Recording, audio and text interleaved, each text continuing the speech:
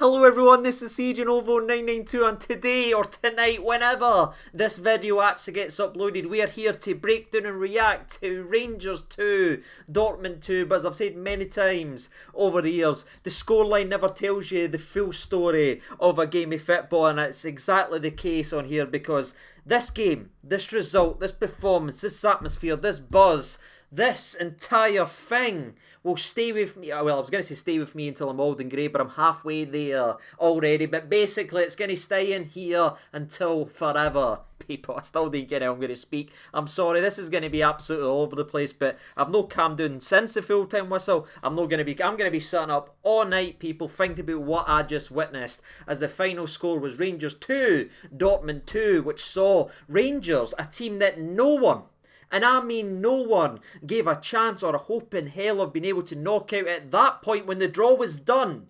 Dortmund were the tournament favourites for the Europa League. No one gave us a chance, even after winning that away game, even going to their backyard and spanking them 4-2. People were calling it a miracle, this and this, oh, they've had their moment or anything. Dortmund will fire back and they'll set this right. They know what needs to be done. They'll not get caught cold. They'll know what to expect. They'll adjust, they'll change, and they'll show they are a better side and come to Ibrox and say goodbye to Rangers. Well, it's bye-bye to Dortmund, people, as we progress to the next round of the Europa League. And you know, son, I need to look at it from that emotional point of view, and sorry for always looking back and everything like that, but sometimes you've got to look back to appreciate what's in front of you and the journey that's took you to this point, because look at Rangers' journey, man. You talk about the end of Game of Thrones, who's got a better story than Bran the Broken? Well, who's got a better story than Rangers Football Club, as we've battled all the way for the depths to now we're sitting knocking out tournament favourites in European football. That is storybook, people. And you know what the best part about all of this is? We deserve it. The players deserve it. This wasn't a 0-0 where we nicked a lucky goal, where we went through in the way goal rule, where in fact we hung on by the skin of our teeth. No. People, we went to their backyard, spanked them 4-2, took them to Ibrox, took everything they were able to give us, and yes, we didn't win in this game of football, but anyone with a pair of eyes who saw this game of football knows we deserved to win this game, and we should have won this game with one of the worst refereeing calls I've ever seen, even with the help of VAR. So I don't know what's going on there, and again we'll talk about that later on, but that does rob a little bit off these players. But at the same time, I'm pretty sure if you ask any of them, they'll not be bothered at all, people, because what they have done has gave us an experience again we'll cherish forever. And again, this is probably going to be absolutely all over the place, but there's a couple of other things I want to talk about very, very briefly before we go ahead and break down the game recap and everything like that. I want to talk about two things right off the... I put one finger up there, I mean in two, people. The heat scrambled, give me a second. I want to talk about Giovanni Van Bronckhorst, because what he done at half-time was simply incredible, because we know what was going on at half-time. It was very nippy bum time, people. I could have picked up a diamond with the old arse cheeks when we were going in at half-time. It wasn't looking good, but that man reached into the old bag and pulled out a tactical switcheroo, with a switcheroo, by the way, that I've not seen as deadly as that since I watched Rocky 2 and I watched Rocky switch for Southpaw on Big Apollo Creed, and it caught him off guard and it put Rocky on the offensive and took control of that bout. Well, this is exactly what happened in this game, because he changed it, he tweaked it, he caught them cold, and it was just brilliant management for a manager who, again, we've all questioned with this point, or subs too late, or tactical changes being wrong, but this one, the night, man, he got absolutely to perfection. So some credit to the manager, because we're always quick to criticise managers when they get it wrong or anything like that, so we need to give them some real props, because that tactical switch at half time to change it to a 5-3-2, which was basically a 3-5-2 when we were attacking, was incredible. And Dortmund didn't have a clue. The second thing I want to talk about right frickin' now before we get lost in the recap is Ryan Kent, people. That's right, I'm starting it off with Ryan Kent, and a game of football that was filled with heroes, and trust me, we'll speak about every single one of them. I need to talk about Ryan Kent, because what he done in this game of football was absolutely filthy. You talk about getting the respect back for our team and getting respect on our players and our league. Well, Ryan Kent, from the moment we kicked off in this game of football, had two Dortmund. That's what they thought. That's what Dortmund Football Club, with all the money and the expenses and the crazy wages and the fantastic players, thought of one of us people, that every single time he touched the football, there needed to be two because one couldn't handle him. And that's such an incredible thing to say, and it just fills me with so much pride seeing some players over the years getting us to where we are, frustrating the life out of us in a Rangers shirt. To see someone get that respect at the highest level versus the highest competition will play is unbelievable. And you know what the best thing again about him is? Even the two couldn't handle the laddie, because there is only two things in life that destroy Dortmund. One of them is Bayern Munich's scouting department, and the other, that's right, you guessed it, is Ryan frickin' Kent. Unplayable again, and that's back-to-back performances. The haters that's crawling out the woodwork in that now, who's saying, oh, it was a wee fluke performance, he'll not be able to replicate that or anything like that. Well, he did, and back-to-back games. And for me, that is, in terms of over an entire knockout period, one of the most complete performances I've ever seen for a winger. And I mean that. What about you guys? Where does that stand in terms of complete performances? Because honestly, they couldn't get anywhere near them. And again, he wasn't the only one. And honestly, it was a team full of heroes tonight. Everyone played up. Everyone rolled their socks off and worked their absolute arse off. And even when players struggled in points of the game or looked like they were going to have a dodgy game, every guy rose through that barrier, go up, battled through and gave absolutely everything. And that's all you can ever ask for a bunch of players that plays for your team, is that, people. And let's go ahead and transition into the game recap, because as you can imagine, and as you saw, as you heard, as you felt, the atmosphere that was buzzing around the stadium honestly matched on the park, and that's probably the best compliment I can actually give. It was truly electrifying, both on and off the park, and the game started the way it was always going to start, like a house on fire. Because early on in the game, Tavernier whips in a gorgeous ball to Alfredo Morelos, which is unfortunately just headed over the bar. But then Dortmund went right down the park and reminded everyone that they were a threat. Where, stop me if you heard me say this before, it's a corner in the 6-yard box, because again, they know McGregor's not coming off his line. And thankfully, after a wee rebound, I think it hits the shin of Jude Bellingham and hits the post. So that was a warning, real warning sign for Rangers. And again, wee question marks regarding the corners. But a guy's name who probably won't get the mention or recognition he deserves for that game of football certainly settled the nerves regarding the set piece. And I just want to mention it very, very briefly, because over the next 15 minutes, before we took the lead in the game, Dortmund had 6 corners and Joe Rebo headed that away 5 times. That is simply incredible. So shout out to our man Joe, who was everywhere on the park, but more importantly was winning headers and clearing it for set pieces, which again helped us and provided us with the platform to go on and do what we've done. And of course it starts with Ryan Kent, and honestly, man, he gets an opportunity to run it one. There's no two on him this time, because they've pushed forward. It's a devastating counter-attack for Rangers. We give the ball to Ryan Kent, and what I love here is everything about it. Arfield wins the ball back, passes to Morelos. Morelos finds a Rebo. Rebo gets it to Kent. And Barisic, who again didn't have his best performance, but if you look at that and you go back and look, his 40 yard sprint just creates enough a gap that allows the defender just to go back, because he thinks, oh, maybe he's going to give it to Barisic. And that little bit of space is all Ryan Kent needed to drop the old shoulder, do the Ryan Kent shimmy, cut inside, and the defender has no choice but to chop him down inside the box. Clear as day, penalty kick. This wasn't one where we had to sit and wait for VAR to give us it. It was quite clearly a penalty kick, and VAR took 2 seconds like, aye, that's a penalty. And up steps Tav. You talk about pressure on the plump bag region. People, he's just scored a penalty last week versus the goalie. He's been well scouted. I'm sure Tavernier and penalties is something they've looked at quite a lot. So that's a lot of pressure they're given, what's at stake. But once again, the skipper, despite unlimited amounts of criticism every single week, and some rightly, some wrongly, steps up and rattles it down the middle. I love a cheeky middle down the penalty, people, because it just is confidence, and he knows the goal is going to move. He sets the entire place erupting and jumping and celebrating. So shout out to the skipper once again. We needed someone to set us on our way and lead by example.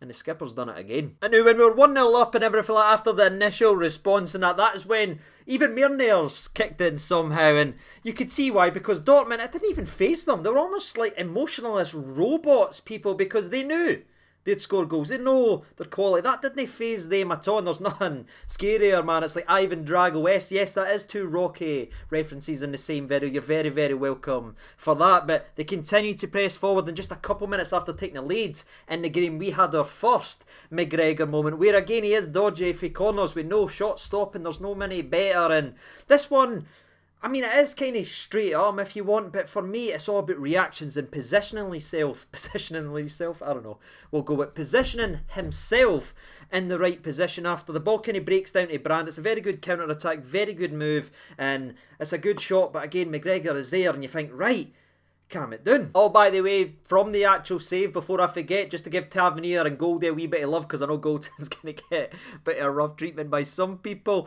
If you actually look at the save, Goldton does very well to stop Marco Reus from actually getting there and getting the tap, and he does enough to push him off that allows Tavernier to come in and do a brilliant defending on the line as well. So I was quite confident after seeing that and being like, right, the two lads have had some good defending there. Goldie's looking good. We're looking alright here, people, but just when you get comfortable, you know what happens then, because 2 minutes after that major opportunity for Dortmund, they have the ball in the back of net, and the way they do it is absolutely infuriating because it's very slack for us in terms of our pressing. We just started to switch off a little bit. I think Morelos allows, was it Hummels to run away from him? The ball eventually finds its way to Malin, who just honestly runs like he's mad at the grass and gets away from Jacko and gets away from Scotty Arfield, I believe, and then just whips in a ball. He's trying to find Jude. It ends up just sort of curving right into Connor Goldson, who tries to clear it, but it's one of the Ians. If you want to be critical, you say he needs to do better. If you want to be nice, you say he's been a wee bit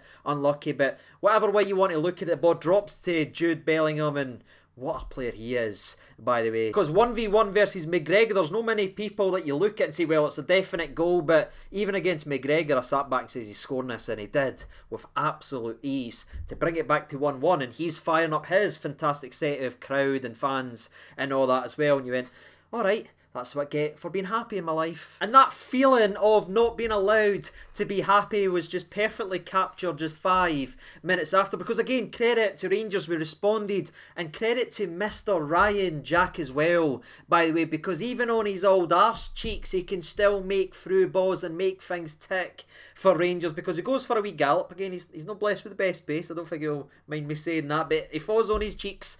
He ends up doing a nice little through ball to Joe Aribo with a nice little touch pass into Arfield. I think he could possibly go down here, by the way. I think there's a wee bit of a shove on his back if he goes down. I think he might get a penalty, but he does so well. And then Ryan Kent is honestly standing like from here to where you're watching me right now. He's there. He's just there for a tap-in, but somehow, some way, Scotty Arfield shoots it.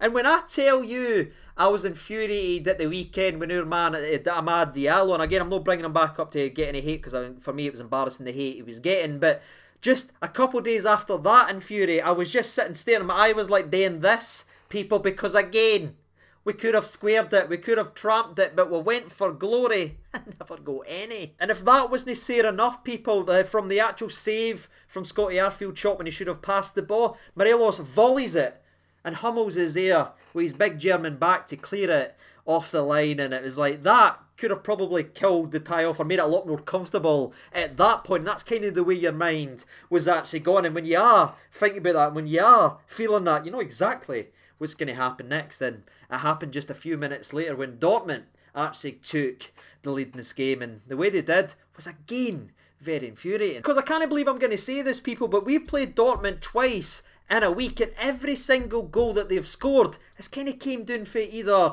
an unlucky bounce of Barisic's slide challenge, or defensive errors and slackness in our play, because the way they took the lead in the first half was a sort of nothing ball into the mixer again. There's like 3 or 4 different rebounds. It's bouncing all over the shop. I think Lundstrom maybe clips off him, that takes off Goldson's foot, and then it hits off Goldson, gets away from it. Honestly, it was like a comedy sketch again, and to be fair to Malin, right place at the right time, outside of the fit, knocks him 2-1 up, and where 5 minutes before we could have been 2-1 up ourselves, we were 2-1 down, and it felt at that point, and yeah, it's hard to go back to that point, but when they made it 2-1 to half time, it felt bad.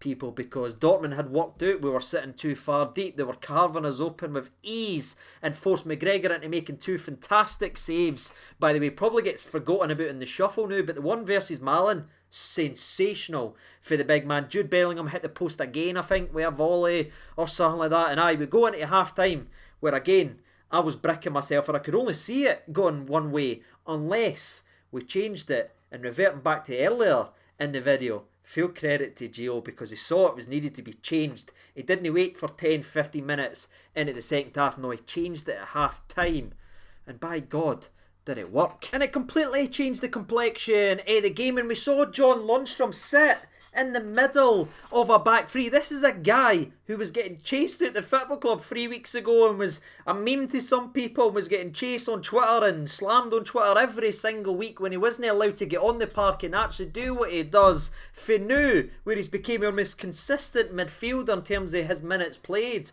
over the last 2 weeks, to then being our most consistent centre back as we brought on Balogun, played him left centre back, freed up Calvin Bassey out to the left hand side, and just everything that Gio touched in that second half worked to absolute perfection. And shout out to Lundstrom as well, dropping from midfield to the centre of a back three and marshalling the defence.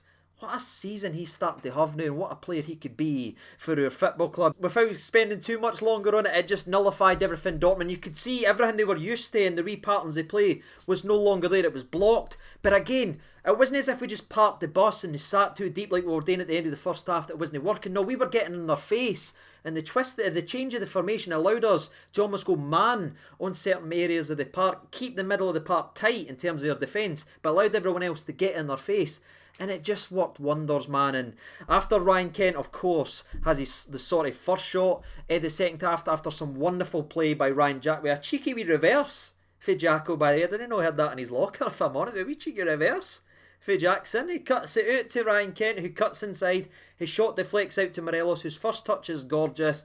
His second shot's not bad as well, but it's met by the goalkeeper. And I think Morelos had a lot better second half than first half, even though he done well holding the ball up and that, but I thought his energy was spot on and how he went about, and you could see he was gearing up. And when he gets like that, it just gets us going and in every avenue. And now that kept Rangers getting wee half chances and wee maybes. And then you just got to give full credit to Calvin Bassey, because this is just everything that he's got. Again, he's not the finished article or anything like that. He's a bit rough around the edges, but by God, is he as strong as an ox, man. He honestly just throws that boy. Just go back and watch it. The boy has 3 times, 3 opportunities to knock him on his arse, and he tries, and every single time he just bounces off him, and then Calvin just goes, "Get off me, man," and just throws him away like an empty plastic bag. And then what you got? You've got the strength. You get criticised for your delivery. That's why you can't start left back for Rangers. That's why you've got to start Barisic. Well, Calvin Bassey shows he can cross the ball as well. Wonderful. And it's dangerous the way it dips in front of the defender. I think Hummels ends up having a whiff at it. Morelos' movement maybe puts Hummels off, but it drops to the back post. Wait, who's there? Tava frickin' Near. People, the skipper, one full-back to another full-back in the second half of a Europa League game versus Dortmund. We're still brave and we got our rewards. We gambled, we put people forward, and Tavernier with a wonderful volley keeps it low, gives the goalkeeper no chance. It's his third goal versus Dortmund in a week, and it's 2-2 now, baby, in the entire place. It's freaking out. Now, I think everyone knows where the next major talking point is, and we will speak about that very, very briefly. But before we get there, I want to shout out Mr. Leon Balogun, because once, 2 minutes after we scored to make it 2-2, Royce actually rounds the goalkeeper, but Balogun just does enough. Doesn't make contact, but he throws himself on the line, and that just makes Royce kind of seize up a little bit, and he ends up taking it too wide. Knocks it thankfully wide when he's got sort of an open net after he's rounded McGregor. And then a couple of minutes later, after McGregor tries to clear it away, he gives it straight to Dortmund. They've got a 4-on-2 or 4-on-3 attack, I should say. The ball goes out wide, and then again on Marco Reus, Leon Balogun comes in with a big boy slide challenge and just tickles the ball away for his feet when he's cutting. In fact, it might have been Brand actually, no, Marco Reus. It's one of them people, a very, very talented player. Whoever cut inside, Balogun just went, nope. That was very big. From the 63rd minute to the 69th, he played his part in keeping us to where we needed to be. And again, that gave us the option to put the ball in the back of the net for the 3rd time in the game. And I'm going to try and not get annoyed, right? Because it's a wonderful day and everything like that, a wonderful game. But we were absolutely robbed here. And that's the best way I can put it. Alfredo Morelos, again, he's what he didn't have in the first half in terms of his pressing the centre-back. He's got now in the second half. I don't know if something was said or it was a part of the tactical change. But he's on his heels. And he goes and gets the ball right away. Nips the ball. He's running through. He's 1v1 with the goalkeeper. But he's got Ryan Kent there. And you know, son, we actually square it. People, you just know that was mentioned at halftime. Hey, don't we know that? Every single one of them, or the management, or the coach staff, someone said, right, that's twice now in the space of 3 days, boys. Maybe next time we're running through, just square the frickin' ball. And Alfredo does it, tucks in, Ryan Kent, 3-2 to Rangers, 7 goals to Rangers on the tie. It's love and life. And then you're seeing VAR, and you're like, that's fine, don't worry about it, I'm going to jump my boot and still VAR. That's not good. Maybe it's something else. Maybe there's a booking or something like that coming. Still VAR. I'm trying not to get angry here, people, but I have now been told that he wasn't shown the highlight that actually showed that Morelos didn't foul him. The highlights he was shown during VAR by the referee who was in charge of VAR picked 3 highlights that made it, or 2 highlights that made it look like a foul, but didn't show all the angles that proved that Morelos didn't foul him, that the guy kicked Morelos. Excuse? Frickin' why? How is that even a thing? Surely, if there's VAR, surely you get a better look and you get to see all angles that paints the full picture. No, go like that and read the bottom row. An absolute farce for the arse that was in charge of VAR. But again, even that didn't hang us. And that could have messed with our minds because the emotion and the outpouring and the celebrations and that, knowing that that was a goal, we could have felt injustice and that, and maybe got frustrated and a bit nervous. But if anything, that incorrect decision, because everyone in the stadium, everyone on the park knew that was the wrong decision. It seemed to gel this Rangers team together, and it was like, right, alright, we'll show you what we can do. And for the rest of the game, people, you've just got to give full credit to these boys, chasing absolutely everything. I thought Kamara came on, done it. I thought the subs were brilliant whenever they came on. Everyone approached the game the right way. Ryan Kent, he has one where he's busting through the middle, and I think he will square it to Alfredo Morelos here. I think we would have squared it there, but again, he's just took an unlucky sort of bounce or a touch just as he's getting in the box, and Schultz shows some ridiculous pace to get back. But even after that, every time he got it, he's dropping bodies, he's running, and you can't take anything away for that laddie's performance. He maybe didn't get the goal or the direct assist or anything like that he deserved, but again, that's why stats didn't tell you everything, because if you missed that game, oh, like no goals in this game, alright, he must have had a poor year. No!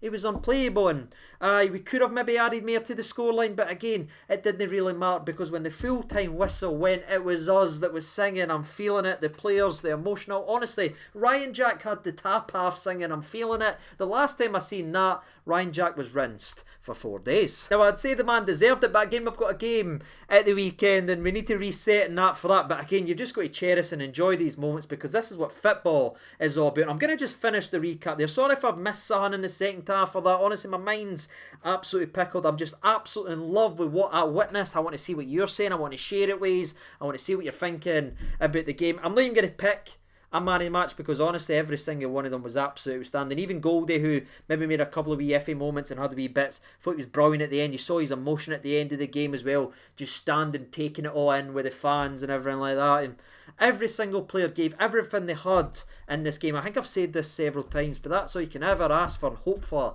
as a fan base, cheering on your team. And aye, people, we live to fight another day.